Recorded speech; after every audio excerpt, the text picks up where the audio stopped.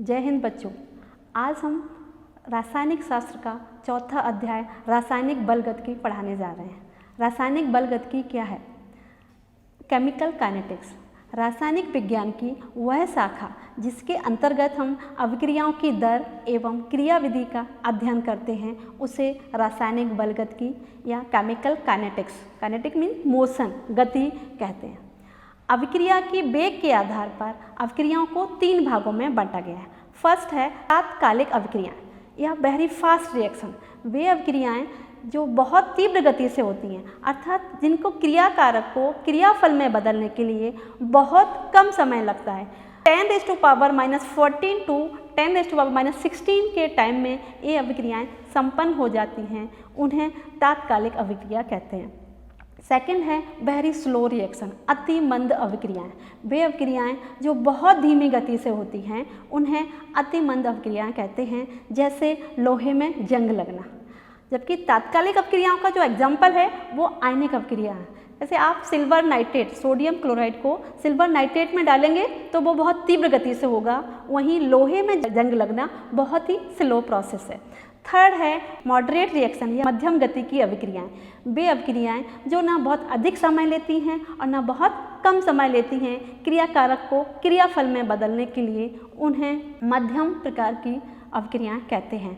जैसे सुक्रोज को अगर आप पानी में डालेंगे तो वो ग्लूकोज और फ्रक्टोज में बदल जाएगा। रासायनिक अभिक्रिया की औसत दर, क्रियाकारक और क्रियाफल की सांद्रता में परिवर्तन होने में जो समय लगता है उसे रासायनिक अभिक्रिया की दर कहते हैं। तो रासायनिक अभिक्रिया की दर को R से प्रदर्शित करते हैं। तो R = अभिक्रिया की या अभिक्रिया या उत्पाद की सांद्रता में परिवर्तन बटे समय अंतराल। समय अंतराल को हम डेल्टा T से, चेंज ऑफ टाइम से प्रदर्शित करते हैं। सपोज करो कोई अभिक्रिया A+B, ये क्रियाकारक हैं और ये क्रियाफल है। जब क्रियाकारक क्रियाफल में परिवर्तित होते हैं तो इनकी सांद्रता में कमी आती है और इनकी सांद्रता में वृद्धि होती है। तो इसका रेट ऑफ रिएक्शन निकालेंगे, चेंज ऑफ ए क्रियाकारक अपॉन लगने वाला समय डेल्टा T। इसके आगे नेगेटिव साइन का यूज़ किया है क्योंकि इससे पता चल रहा है कि ये इनकी जो मात्रा में है वो कमी आ रही है। सेम हमने एक क्रियाफल का लिया, डेल्टा सी की सांद्रता में होने वाला परिवर्तन अपॉन टाइम। यहाँ साइन जो लगेगा वो किसका लगेगा? पॉजिटिव का, क्योंकि इनकी सांद्रता में वृद्धि हो रही है। तो ये हो गया अभिक्रिया की दर। थर्ड पॉइंट है औसत दर या औसत वेग। कोई भी अभिक्रिया प्रारंभ में बहुत तीव्र गति से होती है, बाद में उसका वेग धीरे धीरे कम होता है।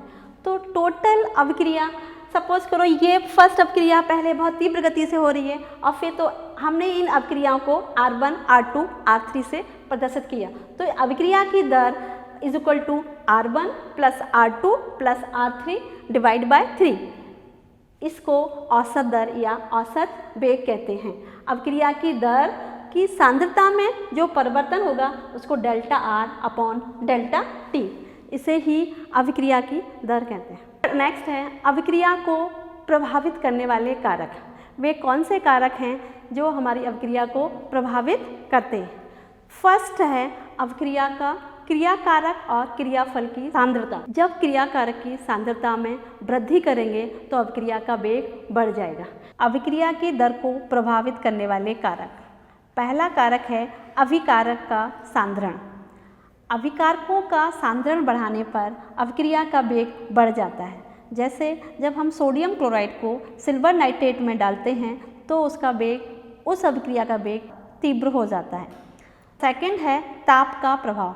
सामान्यतः अभिक्रियाँ ताप बढ़ाने पर बढ़ जाती हैं, उनका वेग बहुत बढ़ जाता है। लेकिन अगर अभिक्रिया ऊष्माक्षेपी है तो ताप बढ़ाने पर उसका वेग कम हो जाता है, और अभिक्रिया ऊष्मा शोषी है तो ताप बढ़ाने पर उसका वेग बढ़ जाएगा।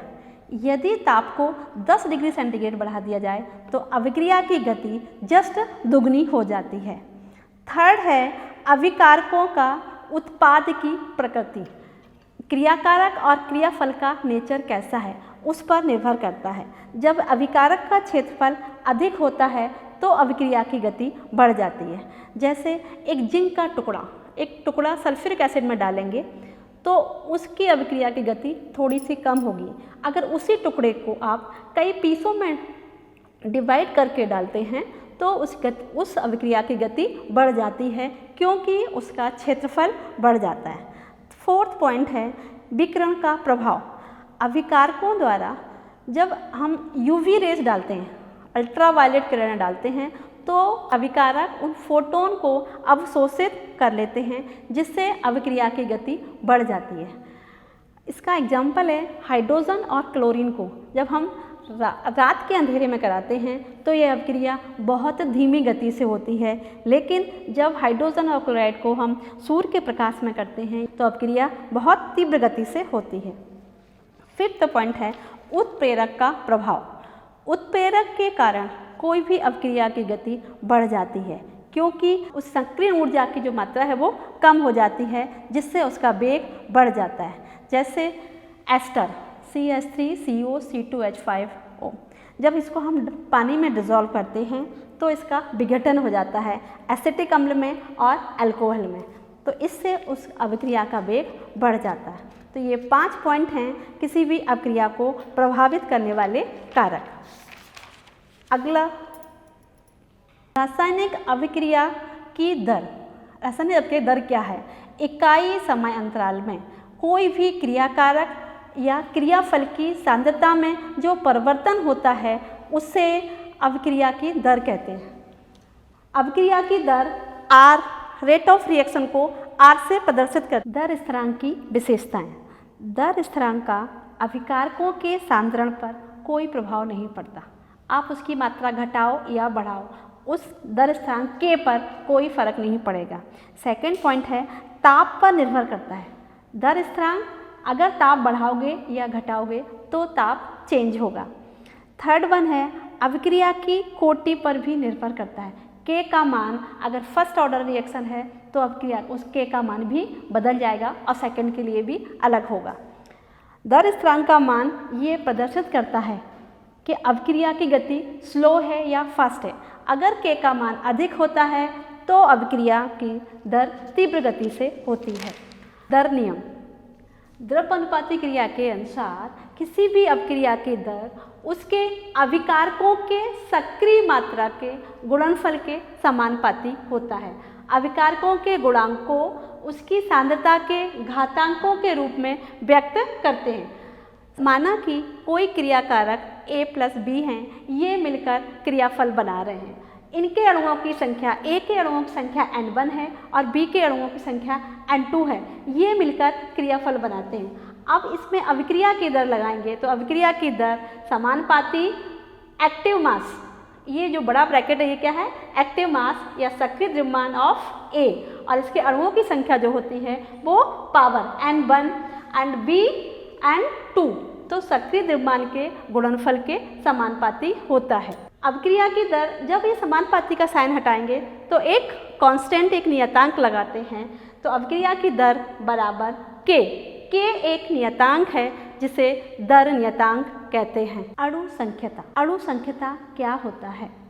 किसी भी अभिक्रिया में जितने अणु भाग लेते हैं उसे उस अभिक्रिया की अणु संख्यता कहते हैं। कोई भी अभिक्रिया तभी संपन्न होती है जब अणु आपस में टकराते हैं। उनके टकराने के कारण अभिक्रिया संपूर्ण होती है, उसे ही अणु संख्यता कहते हैं।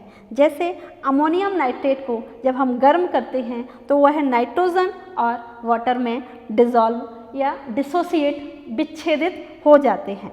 अणु संख्यता यह एक सैद्धांतिक पद है। इसका मान कभी भी 0 नहीं हो सकता।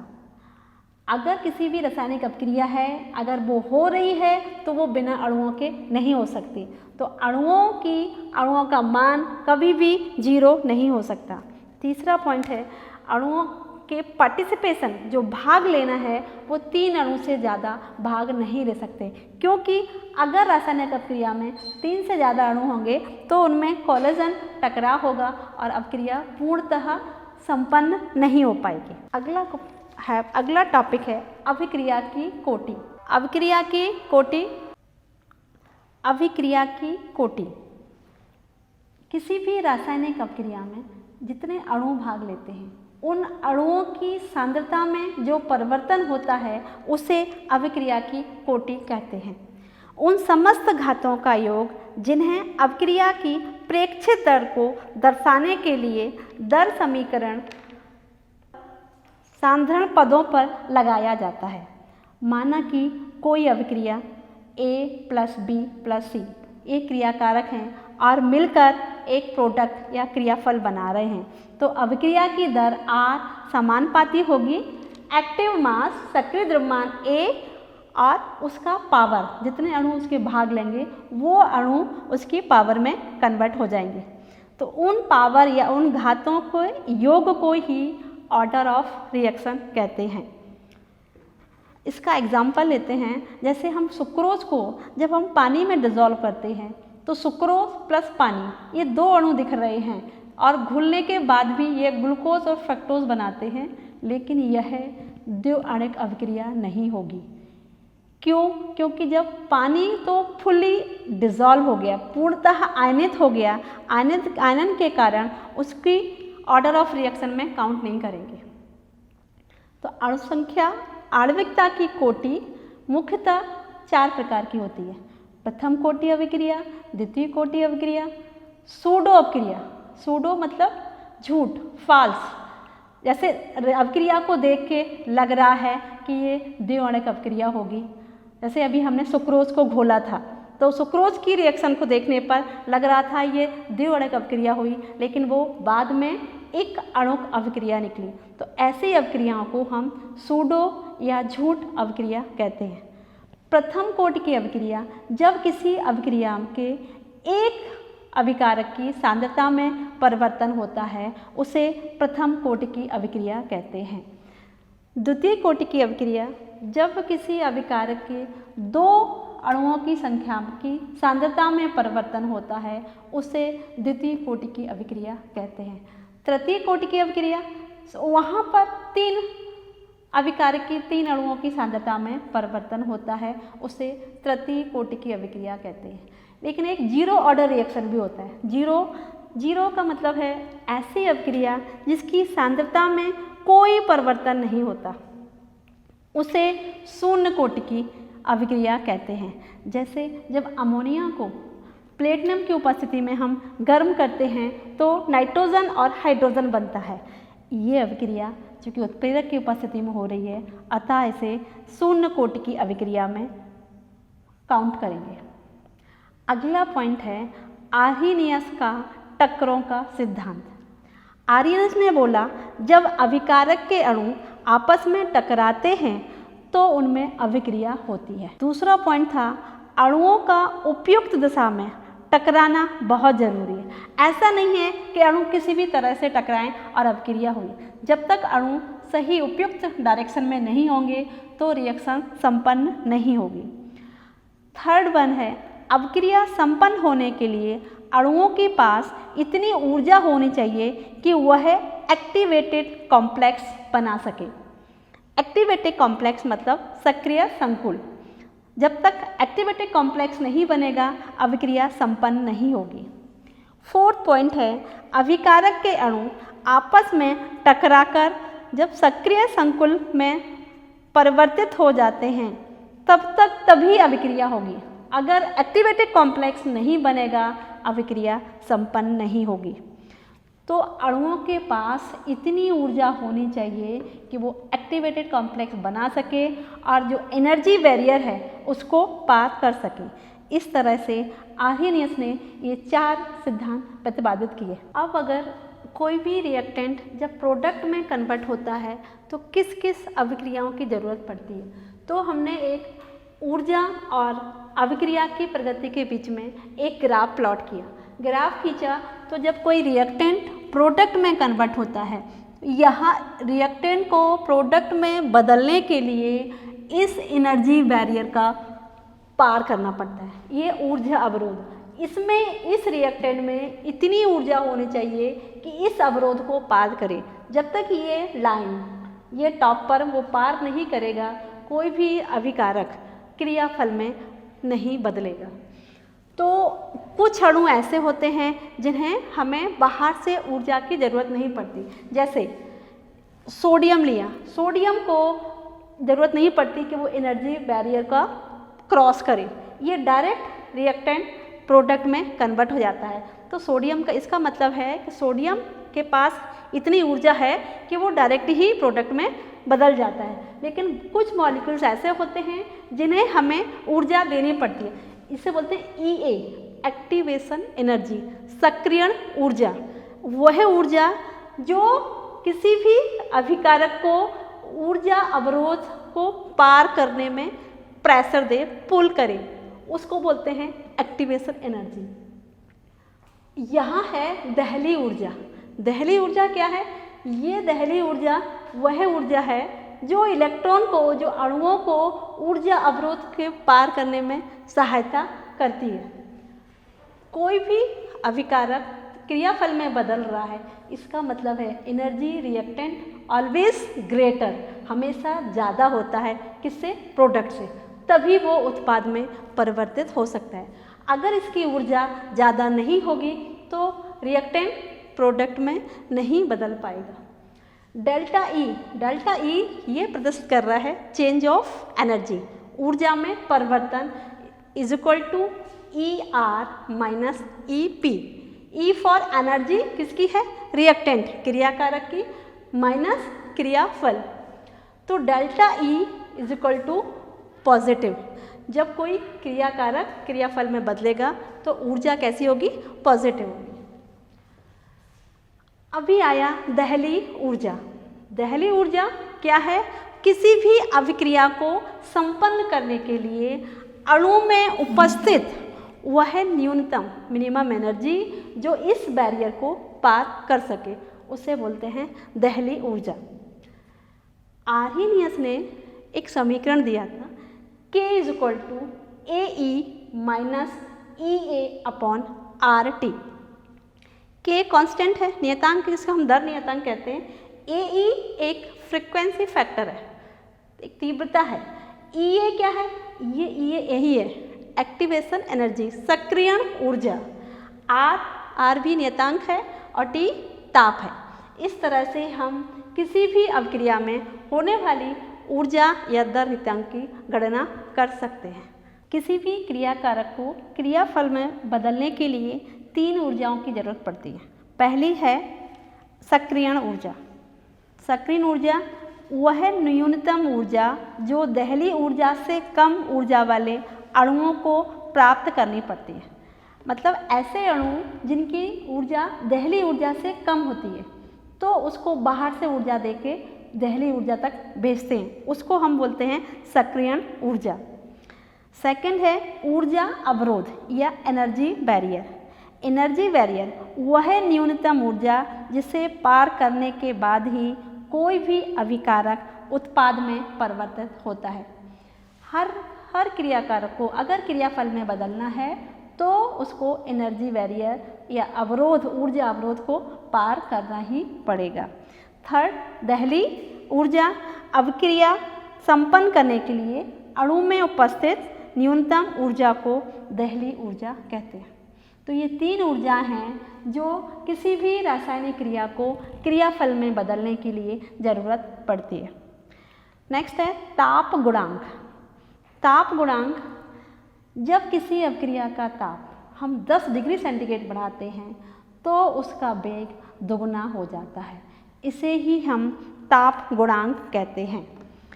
ताप गुणांक को KT से प्रदर्शित करते हैं। तो ताप गुणांक is equal to KT plus 10 upon KT is equal to double, 2 या 3 भी हो जाता है।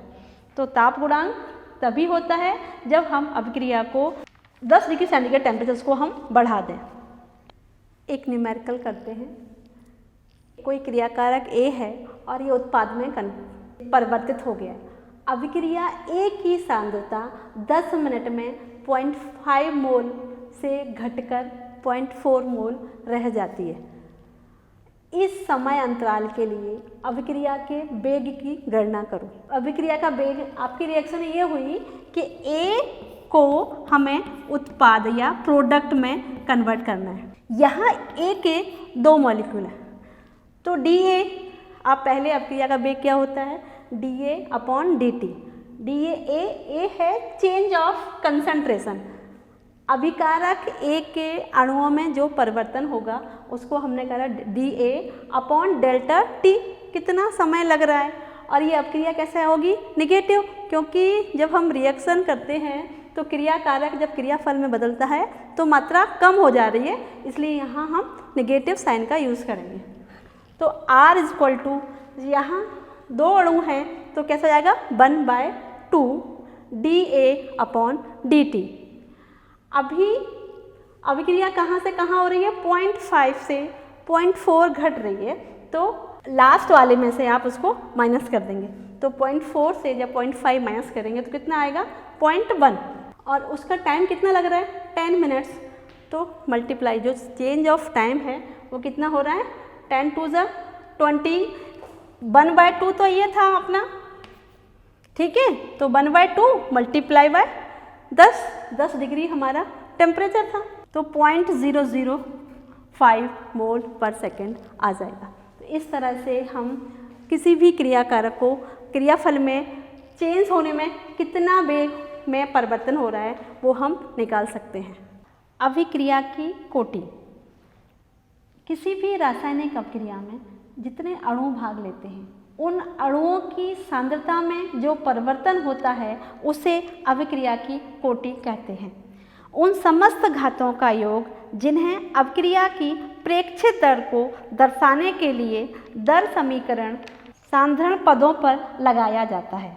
माना कि कोई अभिक्रिया A + B + C एक क्रियाकारक हैं और मिलकर एक प्रोडक्ट या क्रियाफल बना रहे हैं, तो अभिक्रिया की दर R समानुपाती होगी एक्टिव मास सक्रिय द्रव्यमान A और उसका पावर, जितने अणु उसके भाग लेंगे वो अणु उसकी पावर में कन्वर्ट हो जाएंगे।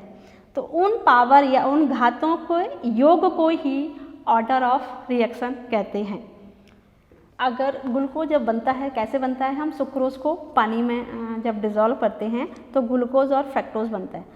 इस रिएक्शन में, इस अभिक्रिया में अणुओं की संख्या m मतलब molecularity and order of reaction क्या होगा। क्वेश्चन हमारा ये है, अगर सुक्रोज को हम पानी में घोलें तो इसकी आणविकता और अभिक्रिया की कोटि कितनी होगी। तो सबसे पहले हम अभिक्रिया लिखेंगे। सुक्रोज का फॉर्मूला क्या होगा, C12H22O11 प्लस वाटर। तो ये कन्वर्ट हो जाएगा आफ्टर रिएक्शन के बाद बनेगा C6H12O6 ग्लूकोज प्लस फ्रक्टोज का भी यही फॉर्मूला होता है C6H12O6। अणु संख्यता की परिभाषा ये होती है कि किसी भी अभिक्रिया में जितने अणु भाग ले रहे हैं उसे उसकी आणविकता होगी। तो आणविकता, इसमें 2 अणु भाग ले रहे हैं, एक सुक्रोज और एक पानी, तो आणविकता m, मॉलिक्यूलरिटी कितनी हो जाएगी 2। लेकिन ऑर्डर ऑफ रिएक्शन क्या होगा, ऑर्डर ऑफ रिएक्शन का क्या डेफिनेशन होती है, ऑर्डर ऑफ रिएक्शन या आणविकता की कोटि किसी भी अभिक्रिया में कितने अणु भाग ले रहे हैं उससे फर्क नहीं पड़ता, किन अणुओं की सांद्रता में परिवर्तन हो रहा है वो होती है अभिक्रिया की कोटि।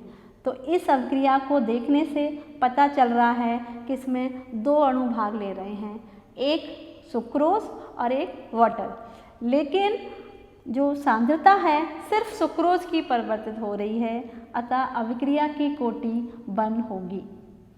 ठीक है, तो ये ध्यान रखें, कभी कभी ऐसा होता है। और जो अभिक्रियाएं सूर्य की उपस्थिति में होती हैं उनकी सांद्रता 0 होता है।